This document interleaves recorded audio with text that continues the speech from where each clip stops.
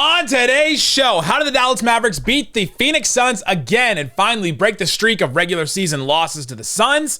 How did Luka Doncic only have to play 30 minutes? How did Josh Green step up? And how did the Hardy Party get started? Let's talk about all that and more on today's Locked On Mavs. I'm Luka Doncic, and this is Locked On Mavericks. How about 10 Mavericks, NBA champions? Bang! It's good! And the Mavericks have won the game! If you don't believe, you shouldn't be here.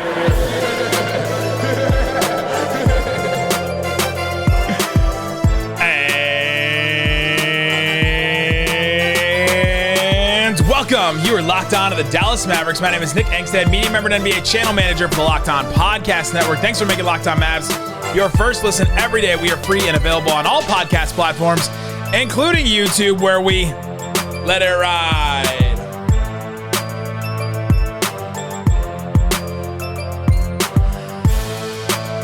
Let us know in the comment section below on YouTube. Give me one reason. Isaac's going to love this one. I didn't tell him what I'm going to do. Give me one reason the Mavs should play Jaden Hardy more. Just give me one. Just give me one reason in the comment section. Joining me, as always, my co-host, writer, contributor at Mavs.com. The Game 7 Remembering Rube, the One More Thing King. What you got for me, Isaac Harris? Yeah, I actually got another piece of homework for you to throw it back to the playoffs and to throw it back to some fun times. Y'all should go leave a comment on Locked On Suns postgame. Oh, come on. Come on. Hasn't Brendan Clean been through enough? Hasn't Brendan Clean been through enough? Leave it for Brendan over there, and just leave a little go Mavs. No. Leave Luka special. Oh. Whatever you want to leave, go leave a comment. Go leave a comment on Locked On Suns. It's a great idea. And today's show, we're going to get into the Dallas Mavericks win. They beat the Phoenix Suns finally in the regular season. It had been a long time, even though they beat them in the playoffs. It had been since 2019, the last time they beat the Suns in the regular season. The Mavs kind of cruised to this one, and there was a couple of reasons why, so we'll talk about that and then break down Josh Green stepping up again, had another podium game, got to speak to us. He led the Mavs in minutes. Wow, I did not think that was going to happen. And then Jaden Hardy, of course, 10 points in 2.5 minutes off the bench in garbage time. So we'll talk about him a little bit towards the end. And then a couple shout outs, though. I saw a bunch of people. I think I met like 7 or 8 listeners at the game tonight. Got to talk to them. Shout out to Edgar. Shout out to Rima. Shout out to Aldane. Met all of you guys and got your names. Didn't get names from other people. Shout out to the guy in the Lexus garage that was trying to play the Hardy Party song. That's Jeep Wrangler guy. Yeah, shout out to that guy who drove by and was like, I was trying to find the Hardy Party song, but I'll give it to you for it right here. Party, let's go party. That's good. All right. That's good. Gotta wait for the laugh.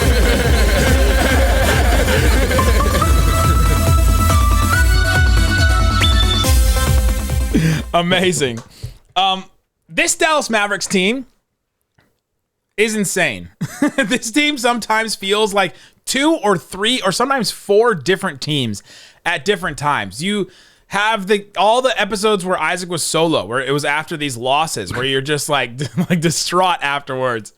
And you think about that team, the team that lost to the Pistons, and then you think about the team that beat the Warriors and beat the Suns, and you're just like, how is this the same exact team? And it's literally just hit your threes. They hit 20 threes in this game tonight. And this team looks completely different. Yeah, Luka Doncic took 9 3-pointers in this game, so that's the key to victory. And right on the money. There you go. That's why they won. No, I thought the number one thing for them tonight was effort. They, from the opening tip, it's like, hey, the Suns, I don't know. I mean, I guess that there is a rivalry. I don't know how you want to rank Mavs rivalries. I don't know. We just sent all of our listeners to go comment on Locked On Suns, so I think it's sort of a rivalry. But I mean, I guess after you just smash them there in that game 7 and all of that, and there's chirping and all the history and stuff in that playoff run for sure.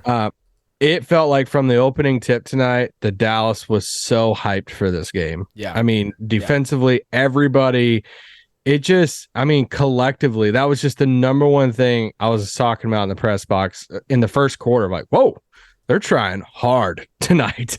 Even Luka's defense, there were a couple of times that he was locked in. Christian Wood had a few good defensive possessions. Mm-hmm. Like when you get even Tim, like when you get some of those guys playing like some good defense, then it's just collectively, I thought the number one reason tonight, we'll talk about Luka, we'll talk about Josh Green, the 3-pointers and all that, but they really wanted this win tonight. And that's what their defense takes, right? Their defense takes that you locking in and just being on a string and being really, really committed. And they only allowed the Suns to score 15 points in the first quarter. Like, even with the Suns having Ayton, who could get anything at the rim if he wanted to. I mean, he had, 6 of 8 of his shots in the first half he hit 6 of his 8 shots, and all 8 of them were just completely at the rim. Like him standing right in front of the rim. Nobody could stop him there. And the Mavericks defense worked so hard to try and keep that away, keep them, shooting their mid-rangers, keep them off the 3-point line, and it just really worked. It really worked in that first half. And they really didn't look back after the first half. They allowed them to score 70 points in the second half. That's not great, but how good their defense was in the first half really, really made it a game and made it so that the Mavericks could kind of cruise to a win in this one. But you're right. It was effort. It was getting up for a team. And, let's look at the Suns. The Suns are missing Chris Paul. Suns are missing Cam Johnson. So that's 2 starters out. Jay Crowder is also still not playing for the Suns. Torrey Craig out for the Suns as well. And so they're down some guys. But still, they have Devin Booker, Ayton, and Mikal Bridges. There was talk on Zach Lowe's podcast about campaign. There's talk on Zach Lowe's podcast about 2 of those 3 guys getting all-star berths potentially. I'm like, okay, I don't know about that, but just talking about Mikal Bridges and Ayton possibly becoming all-stars, like that's the conversations that are being had about those guys. So let's not pretend like it was the Suns team that didn't have anybody and blah blah blah. But they were missing some guys. When the Mavs played defense the way they did with that effort, and they hit their threes, they can beat anybody. I honestly think that team can beat anybody.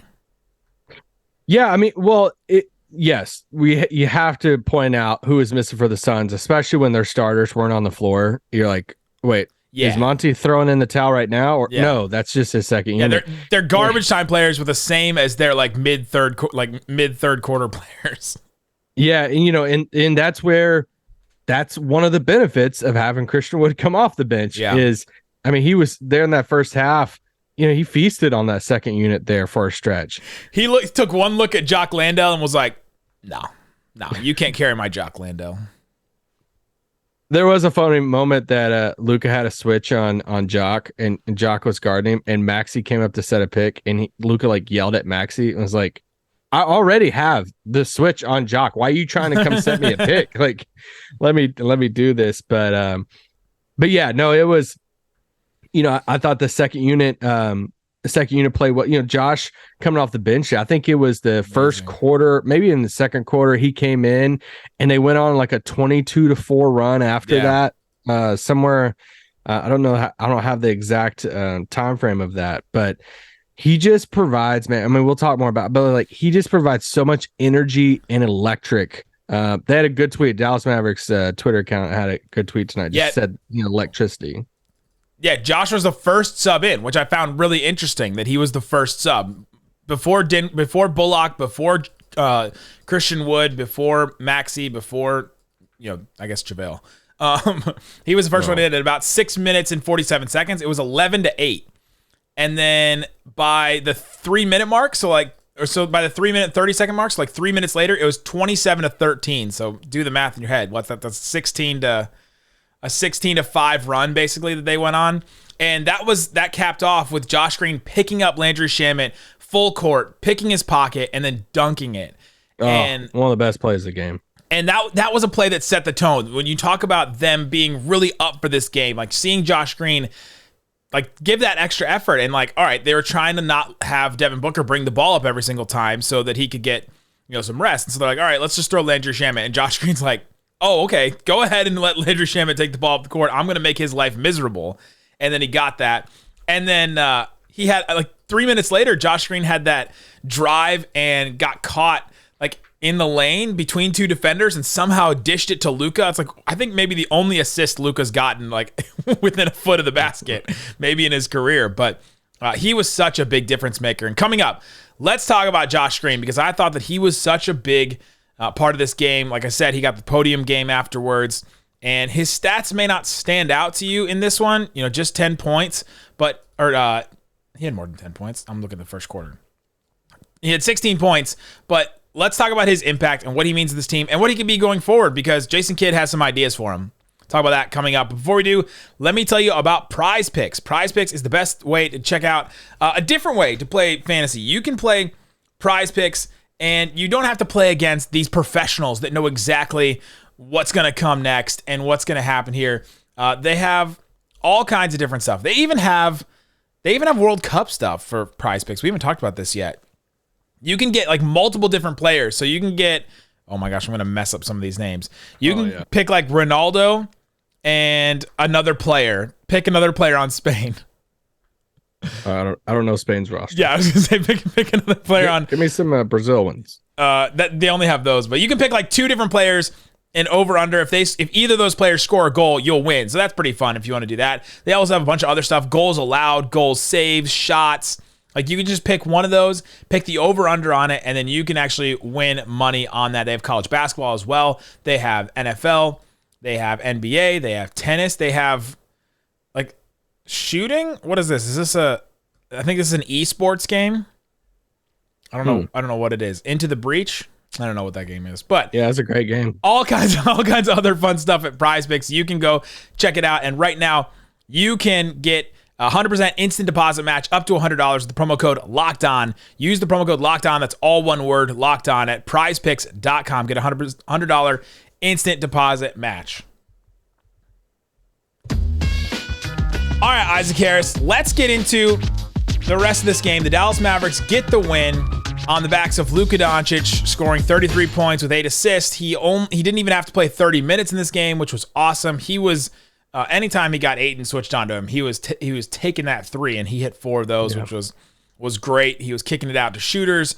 But I think Josh Green may be I don't know if he's the player of the game, but he's definitely the guy that I'm looking at that I was most excited to see have a really good game in this one. Aussie, Aussie, Aussie. I enjoyed that. He brings so much electricity to this team, and I mean he's one of the more fun storylines for the Mavericks this season so far.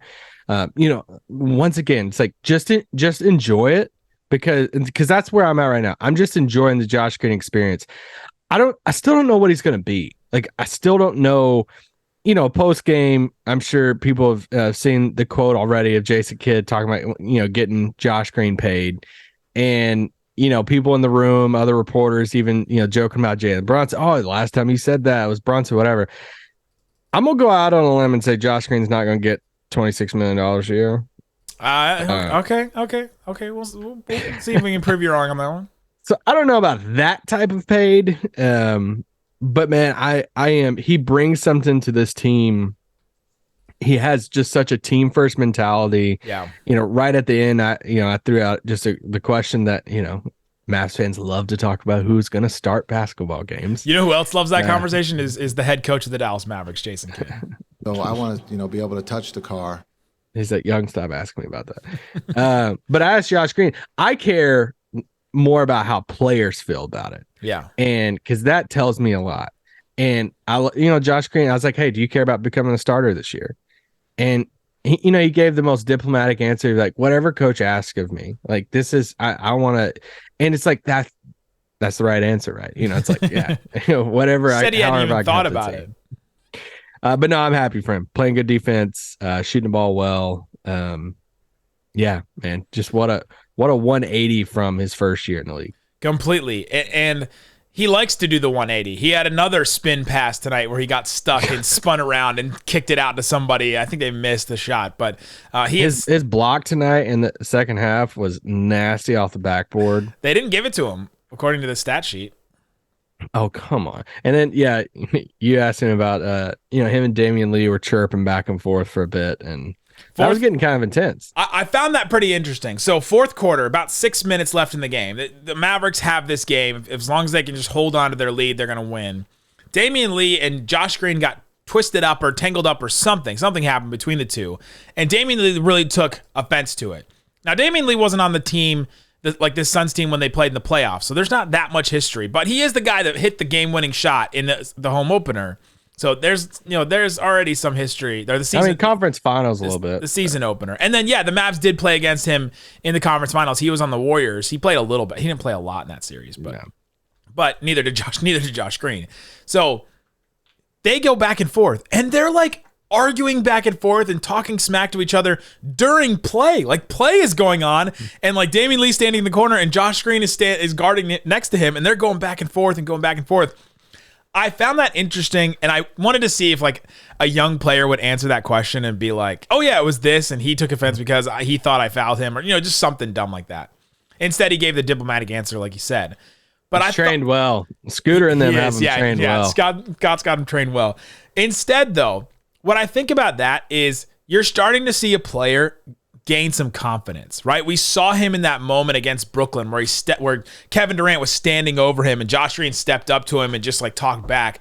Like you don't have that kind of confidence unless you're one of like the crazy personalities in the NBA, which of course there are, but you don't have that type of confidence unless you're confident in your role or confident in yourself in the NBA and your place in the NBA, right? If you're not, you're just putting your head down and just trying to like just move on to the next play. He's moving past that point now, which I think is notable for us with Josh Green to see, okay, well, what is Josh Green? You just asked this question. Like, what is Josh Green and what can he be?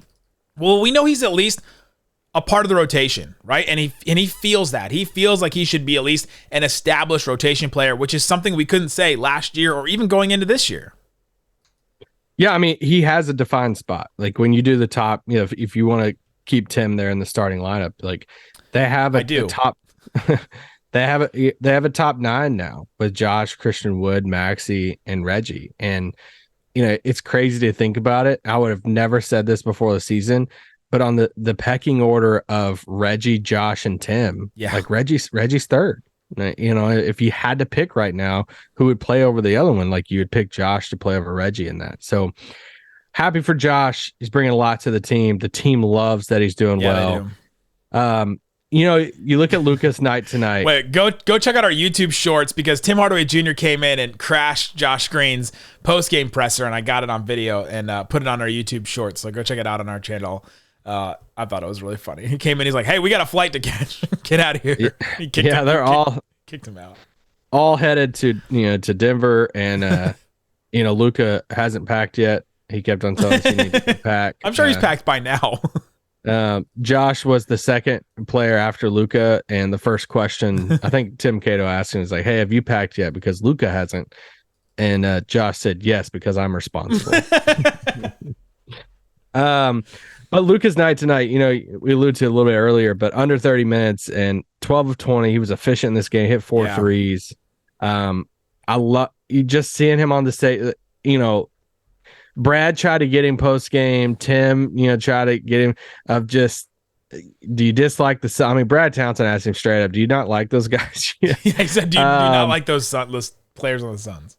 And Lucas like, no, I mean, he said he at least admitted the bench was chirping for the Suns. Yeah. I think it's safe to say Luke is not the biggest fan of the Suns, and rightfully so. And it's fun. And tonight, man, what a last laugh that he had. Again, you had the game 7, obviously, but even you look at the star matchup, Luka versus Devin Booker. Look at Booker's night tonight. Booker went 0 for 7 in the first quarter. Yeah, tough night or in the first half. He was a minus 18 in the game. He's 4 of 13 from the field. He got matched up on Luka a few times, defending, and Luka's like, your barbecue chicken. Took it right to him. Booker had a classic, couple of the Kardashian Pez dispensers coming back. Of just throwing the head back, falling down, getting the fouls. Like, I had completely forgot about that nickname. Yeah, welcome back. Can we talk about the moments in the arena though? At halftime, the Mavericks have a pretty sizable lead, and there's a guy standing up on the railing, and the cameraman just like zooms right into this guy who has the Luka Doncic looking up at Devin Booker meme, like the famous, meme during that series. And he zoomed right into the shirt. The cameraman zoomed right into the shirt, and they put it on the video board in the AAC. And then later, like in the third quarter, somebody else had this shirt that was the Luka meme of holding baby Booker. Like he's holding a baby, and the head is Booker doing the Kardashian Pez dispenser head. And they zoomed right into that shirt too. I was like, how many memes on shirts do we have in the AAC, and how many of them can make it on the video board? I was cracking up. Did you see Chris Paul and Kim K on the Jumbotron? Or? No, but I did see OBJ. All right, coming up after the break, we got to talk about it. We got to talk about Odell Beckham Jr. and Hardy. Let's go party. We'll talk about that coming up. But before we do, I got nothing. I got no ad reads. I got all wound up for it. No ad read. All right, Isaac Harris. I thought for sure we had another one. We did not. So let's talk about Jaden Hardy first because it's Mavs, and then we'll talk about Odell Beckham Jr. I was going to say, OBJ dominated this Mavs game. He was in attendance. He was with Cowboys, but it was kind of weird. But let's talk about Jaden Hardy because Jaden Hardy checks in, and he just plays in garbage time. He plays 2 minutes and 25 seconds, but he scores 10 points, and the offense was focused around him. He also played with Christian Wood. Like, Christian Wood played the entire end of this game, which I found interesting. Christian Wood's like, this is what I'm used to doing. I'll just keep playing. Like, hey, this is I like this. He's like, wow, I can do this, and we can be up by 20 instead of down by 20. No game plan. This is what I've been doing in Houston and Detroit. What did you see from Jaden Hardy? I mean, just aggression. It was just a lot of fun. I mean, he's the ultimate victory cigar, right? Like we love watching Boban whenever you're up 20 and just like doing Boban post ups and the crowd going nuts. But now you get to watch a young player kind of like develop some and get some time and get hyped. Like, yeah, he had that 1-and-1. He's hollering on the ground. The whole bench is going nuts. They love it. They loved every moment he was out there. It was funny because I'm trying to stay off social media during games a decent amount, and I was laughing. I was like, dude, online must be going nuts right now about Jaden Hardy scoring some buckets in garbage time. But no, it's good. That's exactly what you want to see from him, right? You want to see him hit a three. You want to see him finish through contact. You want to see him creating and getting to the bat. Like, you put him in the basketball game at the end to see development like that. And he did it. And he did everything you'd want to see tonight. So it was a lot of fun. Devin Booker in 30 minutes, 11 points, 4 of 13 from the field. Jaden Hardy in 2 minutes, 10 points, 4 of 5 from the field. Isaac Harris. Hardy, let's go party.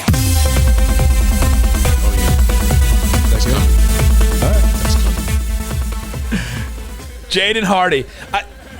We saw something that you don't see from other Mavericks, and it stands out is that athleticism getting to the basket, right? Like we thought that we would see it from Spencer Dinwiddie. He struggled in this game to get to the basket, and if he did, he's been struggling. If he did get to the basket, he was just getting packed by DeAndre Ayton or even Bismack Biyombo or whoever else was out there.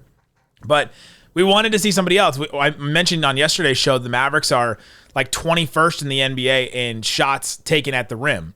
And he's a guy that can get some shots at the rim. He's like slippery and like snakes through defenders. Now his ball handling skills have to follow that. Like, I've been watching some of his G League games, and that's what needs to follow is he dribbles into traffic sometimes. He collapses, and the ball just like squirts out, and all of a sudden it's a turnover going the other direction. And so that's something he has to work on. But you saw a little bit of it in this game, and he can hit a mid-range shot. The Mavericks are 29th in the NBA in mid-range shots taken, and they need somebody else to do that. So I'm still believing eventually he'll work his way into getting some playing time. The other guy. Oh God, no, on Jaden, and then we. No, well, yeah, I was just gonna say that I think Tim McMahon tweeted something before the game about how Hardy's gonna be active. Jason Kidd had a comment pre-game of like, yeah, we gotta find him minutes and stuff. Well, at some point, I mean, he's been saying that about we gotta find him minutes. It's like at some point, you only have so many minutes. So if we're saying this about Josh needs to play more minutes. So what it feels like to me is it feels like Jaden Hardy is being primed for the ultimate when the next 2-for-1 trade for Mavericks happens, then it's, Hardy gets a step up into a role. Because Tim McMahon's he added something to one of those tweets was the Mavericks view him as as a piece that can contribute moving forward. Tim was even asking some post game stuff like, "Hey, do you asking different players, kid, whatever? Like, do you think Hardy's ready now?" I think it's a matter of time. He's not the backup ball handler. No. He's just not there yet with that. He's more of that. We've always been throwing out the Jordan Poole role of like this backup 2 guard that can get buckets, create, have some fun. But it's still going to take a little bit of time. But could he be that if, let's say they go out and they make a big trade here in a month or something, and it's 2-for-1. It's a Tim Hardaway and Dwight Powell for somebody, or Reggie Bullock and somebody for one player. And you're like, all right, we have some backup guard minutes that are available. Jaden is a natural guy to step into that role type of thing. That's what I'm kind of seeing, because I don't see how the minutes work right now. Especially since Kemba Walker was also active tonight. And so he could have gotten some time, but it didn't look like he was. He was sitting next to Dirk and Mark Cuban and Chandler Parsons over on that side. So as soon as he sat there, I'm like, all right, he's not going to play tonight, but he was active and could have played in this game tonight, potentially. And so with him being added, that pushes Hardy's minutes back too. That pushes his opportunity back, because you have this established guy that is injury prone for sure, but is definitely going to, they would hope, produce more than what Jaden Hardy would right now in the NBA. And so I see them going with him a little bit more, pushes Hardy's minutes back. But yeah, I'm with you on they're waiting for some kind of trade or something for him to get some more minutes. But the line from Nico and from Kid and them has been, we're waiting to see when Jaden can become viable, basically, or when he can become part of this team. And now he's playing well in the G League. He's played well in the couple minutes he's gotten here or there. Yeah. And we'll just keep having fun with it and keep playing the sound. Other things that stood out in this game. Tim Hardaway Jr. I made the joke earlier that I would like to keep him in the starting lineup. And I mean, he hit 5 threes again in this game. There's just something about him being in the starting lineup. And he said something after the game, after he crashed Josh Green's press conference. He said something about, I've played with Luka for a long time now, or played with him in a lot of different, situations now. And I just know where he wants me to be. And I think that's super undervalued as, somebody like Luka that just drives and throws the no-look passes, and you just see that, and you say, oh, he's got eyes in the back of his head. Okay, some of the time. Some of the time, he also just knows where those dudes are going to be because they've played together, and he's also telling them where to go at certain points. You see many times during games, he's yelling at Maxey or Dorian or Reggie, you were not in the spot that I thought you were, and that's some of his turnovers, and Tim Hardaway knows where to be in those spots and how to find that open space, and he can get up a bunch of those threes. Yeah, he's playing great basketball. I mean, he's the most consistent scorer outside of Luka right now over the past, 4 games. So, we talked about in last pod, especially in that, like you said, in this offense with Luka, everybody has a defined spot most of the time. And for Luka, it's let Luka cook, let him work his magic. And he's so smart, and he's a magician to where he can read the defenses. Just stay in your spot, and he'll hit the open guy. Just stay in that dang spot. And Tim knows where those spots are. Dinwiddie, I thought, didn't have his best game. Like I said, he was 5 of 15 from the floor, and I think he got blocked, honestly, 5 times at the rim.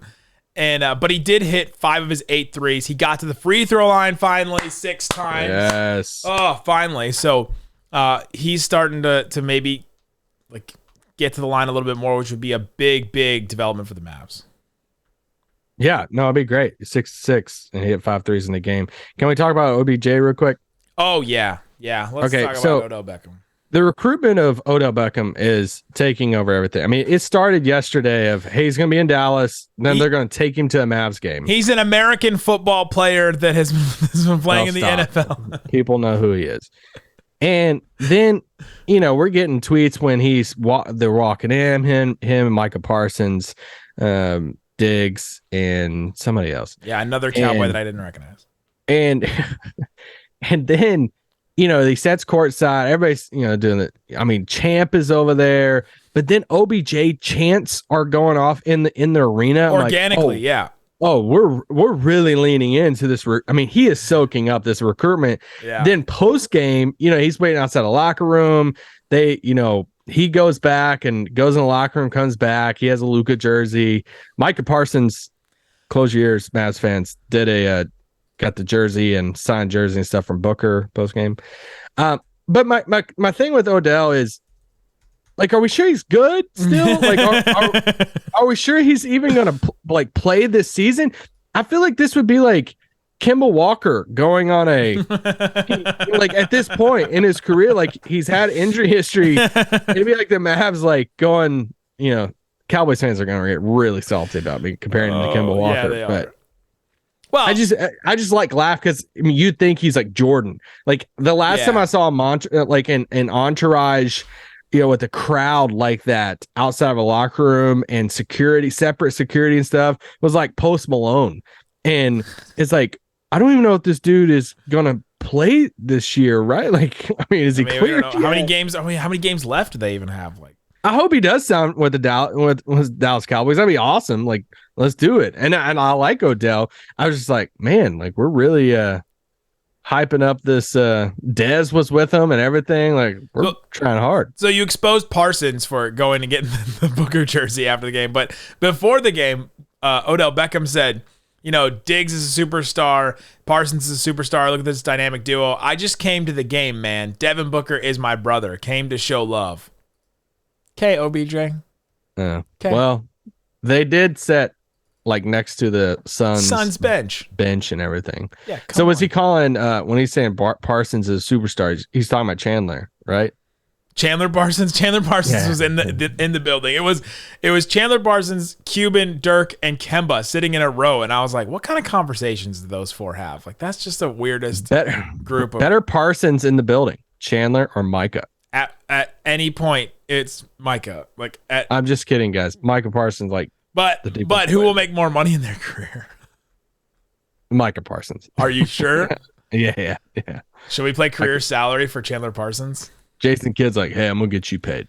Don't forget Chandler Parsons is that deal he got. Then LeBron's like, I knew. Let's play career fourth grade. Let's play career salary for Chandler Parsons. Go ahead. Like total earnings? Yeah, his highest he ever made was $25 million that last year, that big deal. Yeah, I'm gonna say he made like 120 in his career. 127 million in his career. You thinking Michael Parsons is getting a $127 million deal? Yes, I think he'll eventually make that. Okay, we'll see.